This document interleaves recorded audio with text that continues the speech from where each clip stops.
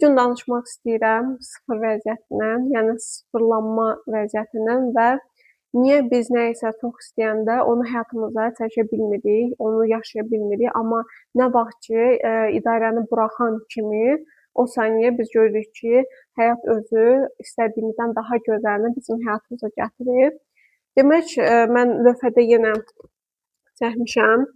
Baxın, bu bizik, yenə yaradanla bağımız və yaradanla bağımız hiss edəndə, yəni şərtsiz sevgidə olanda, hüzurlu hiss edəndə özümüzü biz hiss edirik ki, sıfır vəziyyətində oluruq. Yəni ki, biz artıq ətrafı düşünmürük, problemlərimizi düşünmürük, ancaq yaradanı hiss edirik və ruh kimi özümüzü hiss edirik. Yəni bədən olaraq problemlərimizi ya da dünyaya fikrimizi yönəltmirik. Sadəcə yaradan və ruhumuzu hiss edirik bu anda.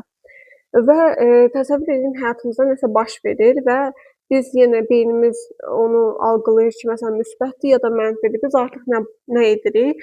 Məsələn, müsbətdirsə, bir şey bizi çox sevindirirsə, elə olur ki, biz həddindən artıq o emosiyada qalırıq, çox sevinirik, bir neçə gün o sevinc hissindən ayrıla bilmirik və həyat belə bir şeydir ki, həmişə eyni qalmır, müsbət və mənfi tərəfləri olur və ondan sonra mənfi nəsə baş verəndə sanki o göydən bir yerə bərk bir eniş edirik və bu zaman bu ən qıraq pik nöqtədir ki, biz artıq burada öz sıfırlanma prosesindən, yəni sıfır olma prosesindən uzaqlaşmış oluruq və biz bu anda bir necə deyim, yıxılma yaşayanda, çox müsbət emosiyanı daşıyanda özümüzdə və birdən o emosiyadan enəndə biz artıq qayıdırıq sıfır vəziyyətinə.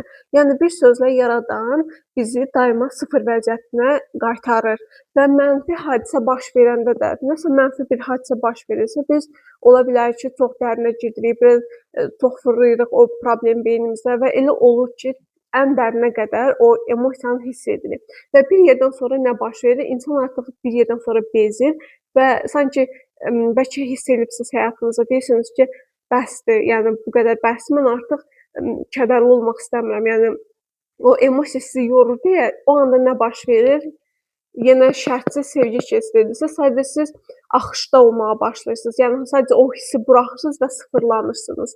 Yəni ki, əsas məsələ başa sala bildimsə, daima bizi sıfır vəziyyətinə gətirməkdir. Biz yaradanla məsələn söhbət edəndə, dua edəndə ya da məsələn Ho'oponopono texnikasını demişdim, bunu edəndə sanki o şərtsiz sevgiyə keçid edirik və sıfırlanma baş verir. Bu zaman biz axışda oluruq və beynimiz daha rahat olur deyə bizə yaradanın göndərdiyi o ipucları, bizə açdığı qapıları daha rahat görürük və daha rahat irəliləyirik. Amma ki, məsələn, əgər biz bu halı ən dərini yaşamaq istəmiriksə, biz nə edirik? Məsələn, bizi xoşbəxt edən bir hadisə yaşanır. Biz sevindik, 5-10 dəqiqə sevindik, biraz sevincimizi bölüşdük, təşəkkür edirik və şərtsiz sevgiyə qayıtmalıyıq, sıfırlanmalıyıq. Biz bunu dərk edəndə ki, məsələn, biz bu dünyada sonsuza qədər deyilik, bizim nailiyyətlərimiz, uğursuzluqlarımız hamısı sadəcə bir müddətlik bir prosesdir. Biz o zaman sıfırlana bilirik. Amma biz özümüzü öz bədənimizlə, öz nə bilim, ətrafımızda olan insanlarla, hadisələrlə bir tutduqda, o zaman biz həyata bağlanırıq və yaradan bizə göstərmək üçün ki, yəni qayıt özünə. Elə olur ki, bizim əlimizdən müəyyən bir şeyləri alır. Bu bizə pislik deyil, sadəcə bizə göstərir ki, özünə qayıt və mənlə bağını gücləndir. Məsələ burdadır həmişə. Və məsələn, müsbət hadisə baş verdi, biz onun sevincini yaşadıq, təşəkkür etdik və yenə sıfırlanma halına qayıtdıq. Bildik ki, yaradan bunu istəyib və bunu mənə veribdir. Təşəkkür edirik, yenə də yaradanla bağımıza qayıdırıq ki, sıfırlanaq. Və mənfidə də, məsələn, mənfi hadisə baş verir. Biz məsələn, kədərlənirik, o anda kədərimizi yaşayırıq, nə qədər lazımdırsa və o saniyədə sıfırlanmaya keçməliyik. Sıfırlanmaya keçdiyimiz anda, yəni baxın, bax, burada qısa yoldur. Biz nə qədər tez reaksiyanı verib sıfırlana bilsək, o qədər bizdə həyatımız daha axışlı və daha rahat olar. Və sıfır vəziyyətində biz qabağımızda daha bizə uyğun yollar görməyə başlayarıq. Çünki biz şərtsiz sevgidə və yaradanla bağlantıda olanda beynimiz, bədənimiz rahat olur deyə bizə göndərilən o işarələri, Yaradanın bizlə, məsələn, insanlar vasitəsilə bizə çatdıracağı şeyləri daha rahat görə bilirik.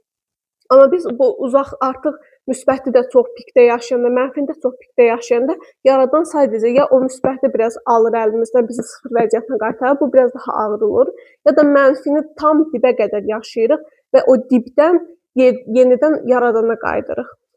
Yəni məsələ bundadır. Ona görə də o prosesdən zövq alaraq nəyisə eləyəndə, yəni o sıfır vəziyyətində nəyisə edəndə biz görürük ki, bizim beynimizin düşünmədiyi çıxış yolları bizə gəlməyə başlayır. Yəni ki, beynimiz çox kiçik bir spektri görür. Yəni biz fikrimizi ancaq kiçik həll yollarına verə bilərik. Amma Yaradan bizim əvəzimizə daha böyük, daha rahat həll yollarını verə bilər.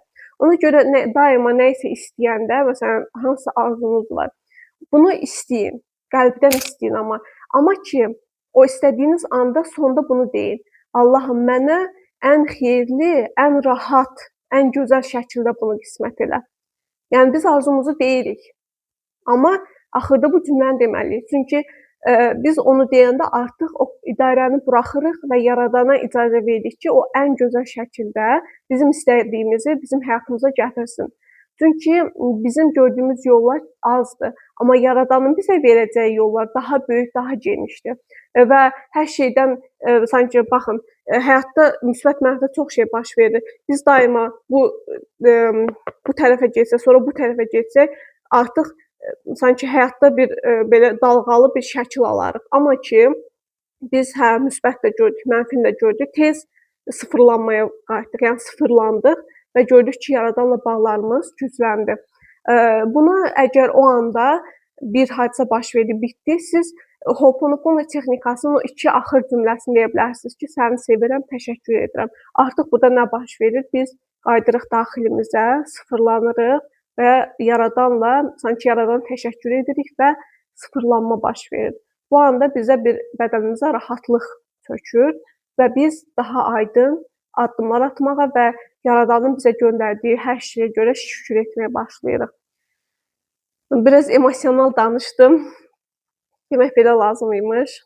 Mən özüm də məsələn düşünəndə ki, mən nə haqda çəkim videonu, artıq bu sıfır vəziyyətindən uzaqlaşmış oluram deyə beynimə heç nə gəlmir. Amma idarəni buraxan kimi qayıdıb o Ho'oponopono texnikasını eləyəndə bir müddət sonra Yaradan özü verir o ideyanı ki, mən hansı mövzuda insanlara daha xeyirli ola bilərəm, nəyi insanlara çatdırsam daha xeyirli olar onlar üçün.